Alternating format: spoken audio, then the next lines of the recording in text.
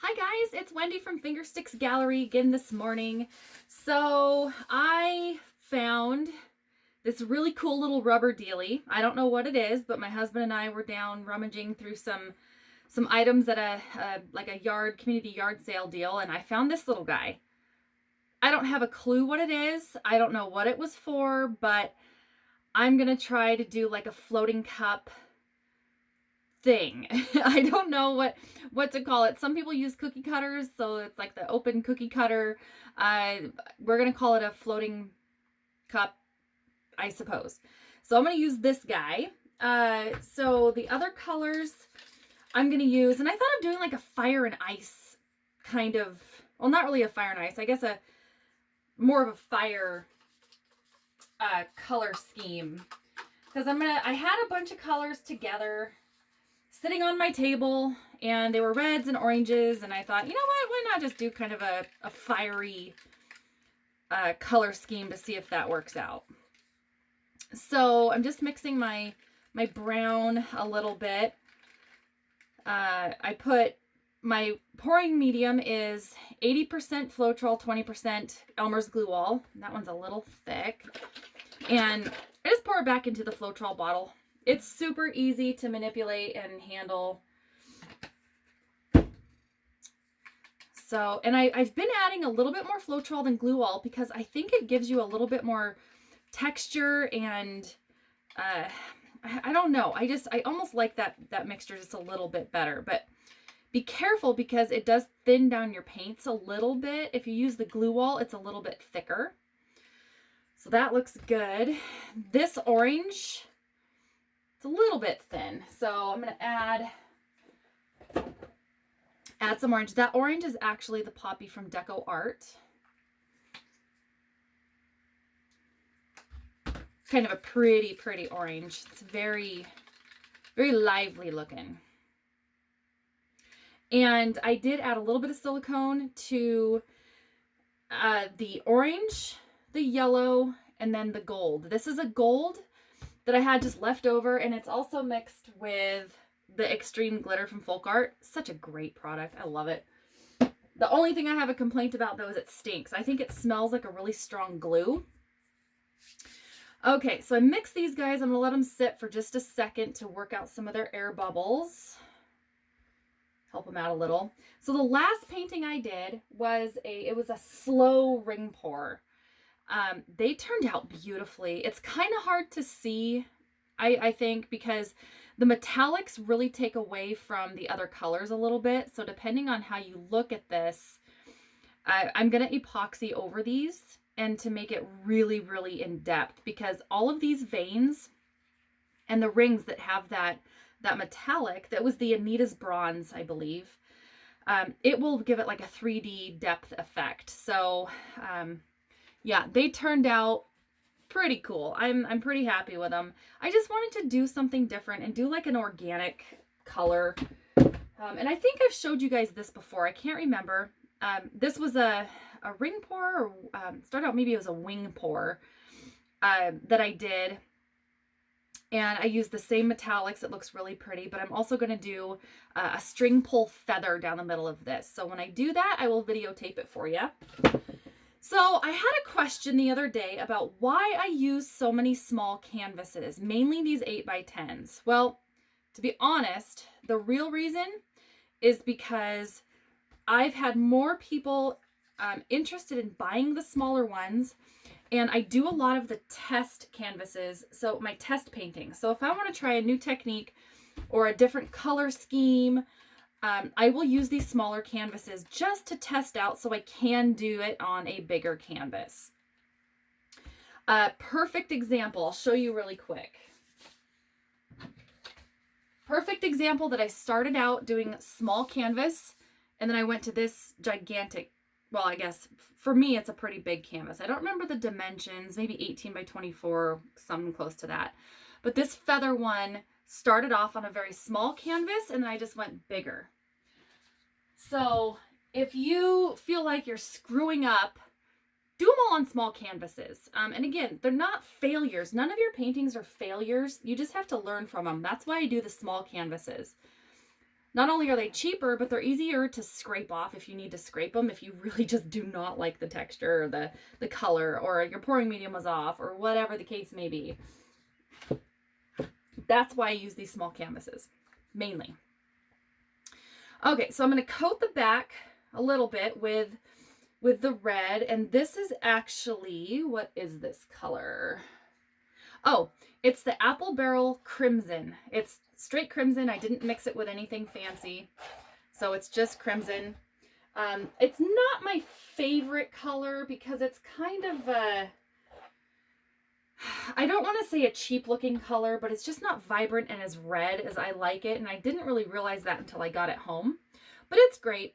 I mean, Apple Barrel for the beginner is a great product to use because it's not super expensive. You can get it at a lot of places. We don't have a craft store within, well, depending on where I'm at. If I'm home, it's about an hour and a half away from a pretty decent craft store. So if I'm at home, we have Walmart, which is about 45 minutes away. So I shop a lot at Walmart, and there's a dog hair stuck right in the middle of the paint right there. So anyway, that's why I like to use a lot of Apple Barrel stuff, because it's readily available and it's inexpensive. So just kind of get this spread out. And somebody commented the other day about how they liked my my gallery name, the Finger Sticks Gallery. Well, I started that because this is exactly why. Because I was using my fingers to spread all the paint around. And this is a little bit thin. I made the background a little bit thinner so it smooths. That's why you could see canvas through it, because I did make it a little bit thinner. So, and if you look up finger sticks on Facebook, don't look up sticks like an actual finger stick. This is sticks, S-T-I-X. I did have somebody say the other day that they couldn't find me on Facebook. Well, that's because autocorrect is fun and it doesn't know how to say my gallery name. So now I'm going to add a little more paint to this to make it a little thicker. Just because I wanted the background a little bit thinner so the paint smooths out a little bit easier and floats a little easier. I should have done this in 2 cups, to be honest, because when I put this little dude down, I'm going to pour around it too to make it flow a little bit better, but I like to prep the back of my canvases. Alrighty, let's see what this little doodad does. And I think we're going to go, let's see, we're going to do light, dark. So maybe we'll do brown, orange. Yeah, we'll do it that way. All right. And only half of these guys have oil in them. And it's pretty heavy. So I am not anticipating this little sucker to move around like they normally would, because it is pretty heavy. So I'm going to have to lift it up and see what kind of color pattern we get. I don't know if it's going to do the color pattern around it like it is, or your guess is as good as mine as to what's going to happen. So I'm going to put some acrylic enamel down straight through the middle of it just to give it a little contrast. Oop. How about we get to the bottom first?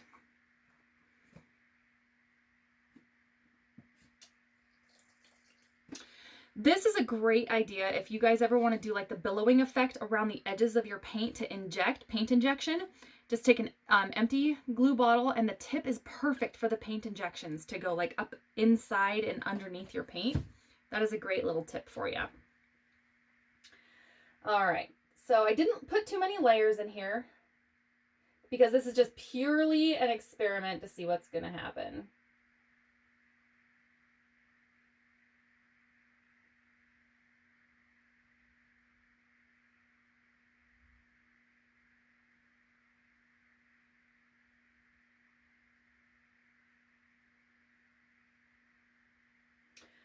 Okay, so that went up underneath the paint, which I was hoping for. I had a comment from a viewer, and thank you guys so much for commenting. They mentioned that my paint was really thick. Well, do an experiment. If you're wondering about the consistency of your paint, do an experiment for yourself. Do them a little bit thinner, do them a little thicker. Now, you can thicken up your paint by adding a little bit more of your base color, because these come pretty thick. Now you can thin it up a little bit. I always add a little more pouring medium. I try to steer away from water as much as I can, because you can over liquefy your paints really, really quickly. So if you're wondering about your consistency, try it both ways. Try it thin, try it a little thicker. The thicker your paint, but of course not super thick, obviously, out of the bottle, but the thicker your paint, the less chance you're going to have of them muddying up or mixing together. So that is why my paints look a little thick. And if you go onto other artists' websites and YouTube videos, you'll see that their paints, like Julie Cutts is one of my favorite painters. She shows you the exact consistency. So hers does a little mound on a mound. I do about the same thing, just because that's a great consistency for me to work with.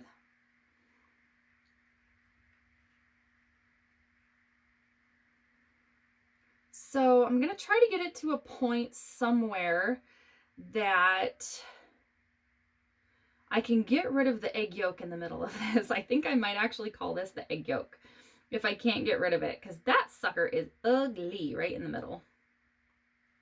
But I did put the acrylic enamel right smack down the center, and it's coming up through these colors. It looks kind of neat, but the egg yolk is not my favorite. So I should have actually put like the brown or the red on top and then had the white center, not the yellow. It's like a backwards egg. The yolk is on the outside. It's a broken egg yolk.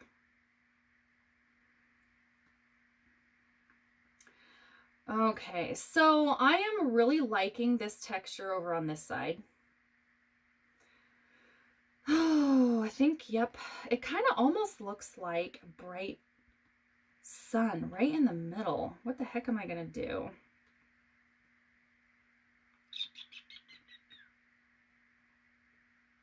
Maybe I'll tip most of him up and off in this upper corner. It does kind of look like the reflection of the sun smack dab in the middle. And the radiating sun around the edges. And sorry guys if you can't see this really well, I'm tipping it pretty heavily.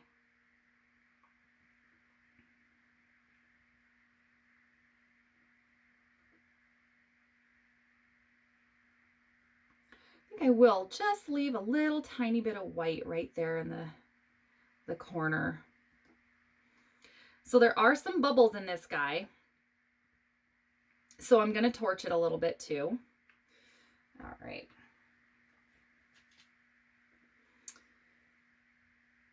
After I clean off my hands. If you guys like a really clean, tidy hobby, don't get into acrylic pouring.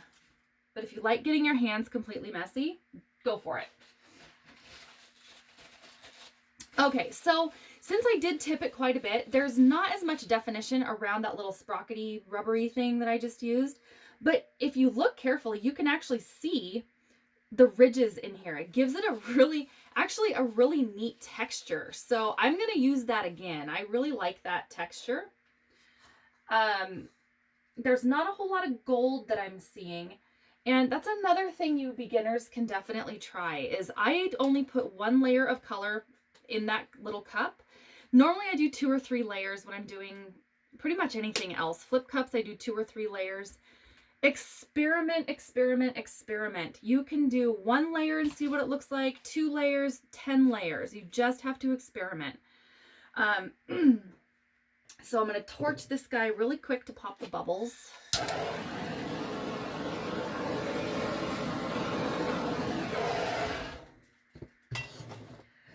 So I actually like it. It looks kind of neat. It almost looks like a scrambled egg breakfast. So these little cells, the bubbles that I just popped, will continue to come up. And I don't think I'm the biggest fan of that. I think if I do it again, I'm not going to put any silicone in any of the colors. The Floetrol will actually react and create some cells and cool effects too. Especially if you mix your paint and get a lot of bubbles, it'll make cells. So you don't have to technically use oil. But I'm going to bring you in for a close-up, so hang on if you get motion sick. So it actually looks really neat.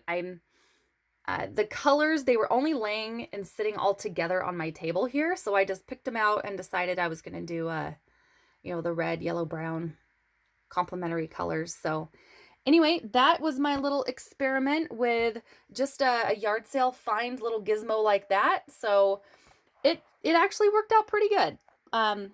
So again, as always, don't ever be afraid to be a beginner, and please comment below and let me know what you would like to see, or let me know what you want me to try. So until next time, everybody, you'll see me soon.